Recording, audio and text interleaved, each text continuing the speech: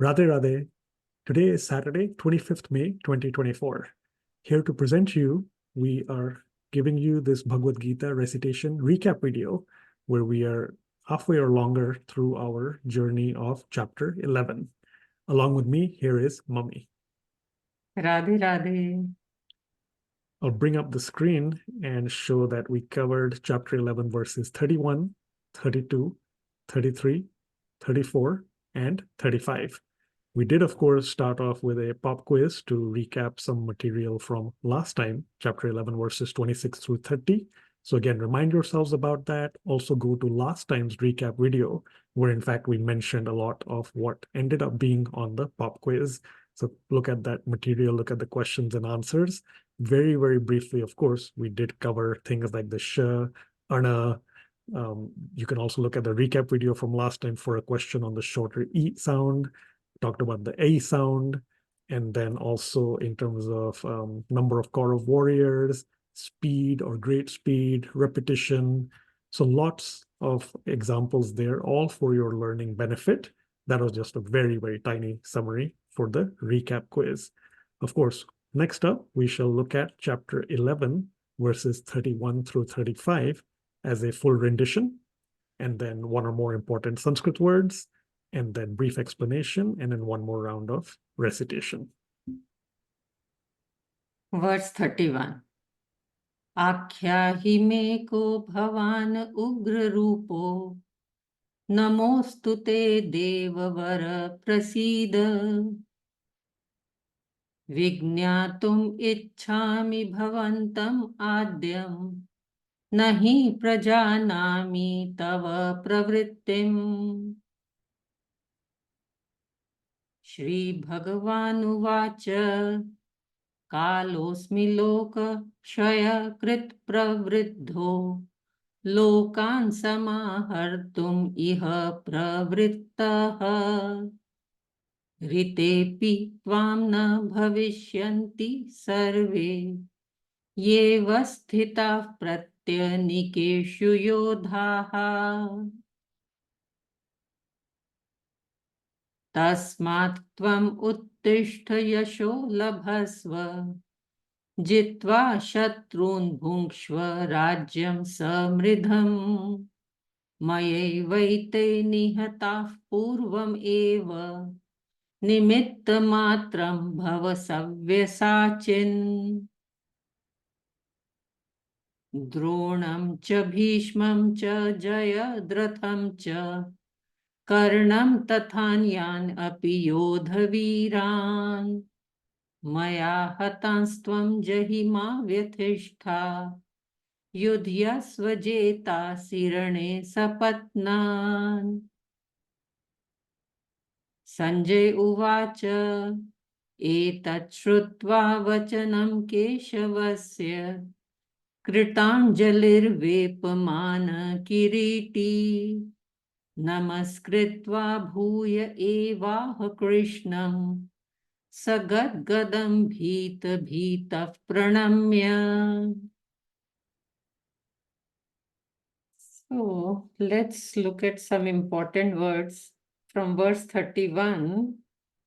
First word is Ugra Rupaha. Ugra Rupaha means because Krishna is showing his fierce form. Prajnami. Prajnami means to comprehend, to understand. Verse 32. Samahartum. Samahartum means annihilation.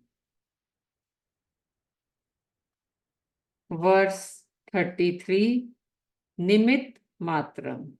Nimit matram means only an instrument. Like through Arjun, Krishna made Arjun as his Nimit matram. Through him we are understanding all the knowledge given by Sri Krishna. Verse 34, look at the word Vyathishta. Vyathishta means to be disturbed. By seeing that form, of course, Arjun is very disturbed. verse 35. And what else is happening to Arjun? He is Vepamanaha. Vepamanaha means he is trembling. And Sagadgadam. Sagadgadam, that he is so overwhelmed, he is speaking in a faltering voice out of fear also. So over to you, Gagan. Thank you, Mummy. Let's briefly look at the content of these 5 verses. So, chapter 11, verse 31, the catchphrase here is comprehensively confused. Arjun wishes to know more about God, but he is bewildered. He is confused. He wishes to comprehend God. Who is God and what is his purpose? But of course, as of now, he is completely, fully confused. Chapter 11, verse 32, time to tell the truth. Well, as a normal saying goes, this is now, the time, the situation to tell the truth, but also time as in God. God is telling the truth. God is going to be telling us the truth as it all gets unfolded in the Bhagavad Gita. Sri Krishna says that he is mighty time, which then, when we get into Bhagavad Gita study, we'll get into detail about why does it even make sense for Arjun to fight. Chapter 11, verse 33, the catchphrase as a question is invincible instrument. Humans attain eternal welfare by serving God and helping God perform different work. And here indeed, Arjun is going to help slay that god of army. Sri Krishna is going to be having Arjun as an instrument. Of course, invincible currently in the sense that he will, slay all the Kaurav warriors. Eventually, of course, everyone has to depart. But in this situation, question to think about, is he an invincible instrument? Chapter 11, verse 34, the catchphrase here is a question, stress on slaying. Yes, Sri Krishna does lay stress on Arjun slaying the Kaurav army. Yet he says, do it without being disturbed. So there should be no stress on or upon slaying the army. Of course, God can do everything, but he would like Arjun to get that credit. Finally, chapter 11, verse 35, straightforward catchphrase, faltering fighter. On one hand, Sanjay is describing Arjun as the crowned one, yet Arjun is faltering and trembling. We'll understand more, of course, as the verses progress, and of course, eventually, when we get to chapter 11 in the Bhagavad Gita study series.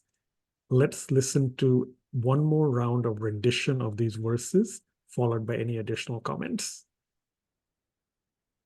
आख्याहि मे को भवान उग्र रूपो नमोस्तु ते देववर प्रसीद विज्ञातुम् इच्छामि भवन्तम् आद्यं न हि प्रजानामि तव प्रवृत्तिम्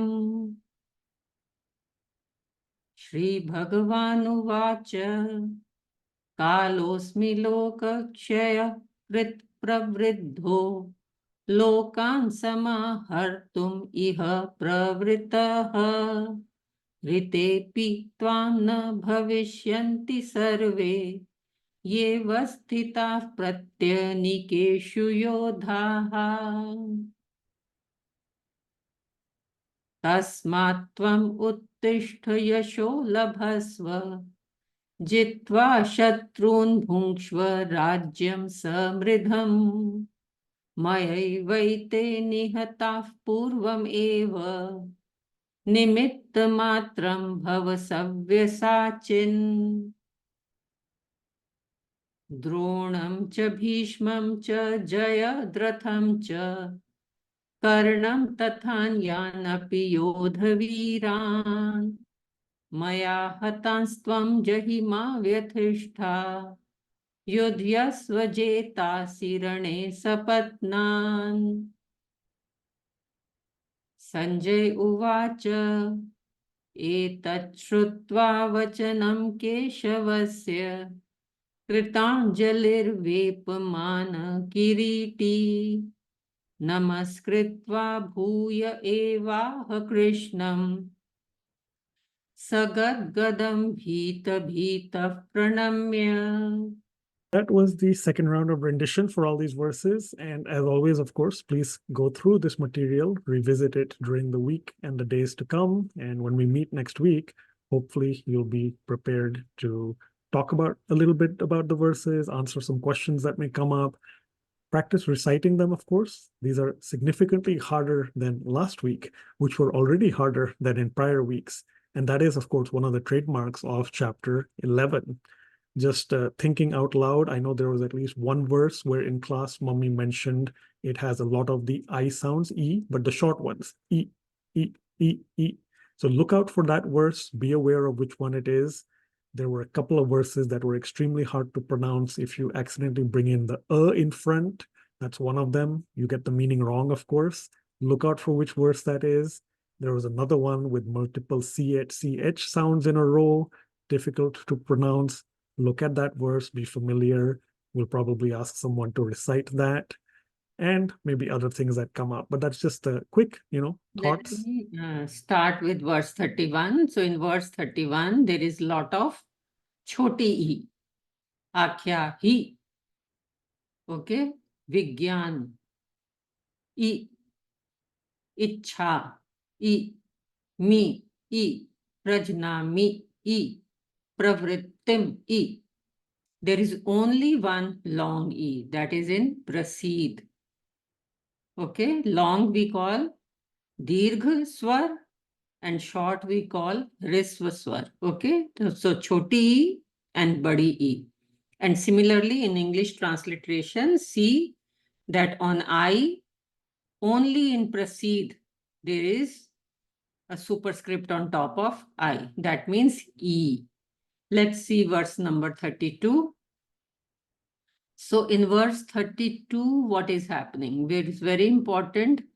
Sh sound. Pratyanike shu, where you roll your tongue. Pratyanike shu. And another half sh in bhavishyanti. Rest, again, there is all choti. Kalosmi. Hartum iha. Ritepi. Bhavishyanti. Ye vasthita, all choti e. Only pratyaya ni keshu. Pratyaya ni keshu. That is where there is long e. So we have to learn to practice e and e. Let's see verse number 33. Again, uttishtha, that sh, shatkon sh, uttishtha. But Shatru and Yasho, those are the normal sh. So now look at, when Shatkon sh is written in English transliteration, it is with SH underneath a dot. That's Shatkon sh, Uttisht. And in Yasho, the normal sh we learned last time, that is Shalgam sh, that is with the accent on top of S along with H. Okay. Mai vaite, double A ki matra. Mai vai. Okay. So ni, mi, short is. Let's see in verse 34. Okay, verse 34. Again, there is Shatkon Sha, half in Bhishma and in Vyatishtha. Okay, let's see verse 35. Okay, verse 35, Krishnam, that Sha, okay, Shatkon Sha, Krishnam. Now notice Krishnam, Ana, and Pranamya, another Ana. And another thing I want to say, Bhita Bhitaf Pranamya. Now that Visarg is coming before Pa sound, so we say Bhita Bhitaf Pranamya. And in previous, there are two other verses also where the Visarg has come before Pa sound. And so you have to remember. So Nihataf, Nihataf, Nihataf, Purvam, Eva. So whenever the Visarg comes before the Pa sound, you, while reciting, you make a Fa sound. Okay. So these are the small little nuances to keep in mind. And of course, Gagan will come up with some on-the-spot questions. So we will be waiting for that pop quiz when we meet you next time on 1st of June for our Bhagavad Gita recitation session. Till then, from my side, Radhe Radhe. Yeah, I'll certainly try. Thank you so much, Mummy. Yep. And once again, everyone, have a good set of productive study days ahead. We meet in a week, as Mummy said, 1st June 2024, new month, 11 a.m. Central Time, 9:30 p.m. India time. Thank you so much. Radhe Radhe.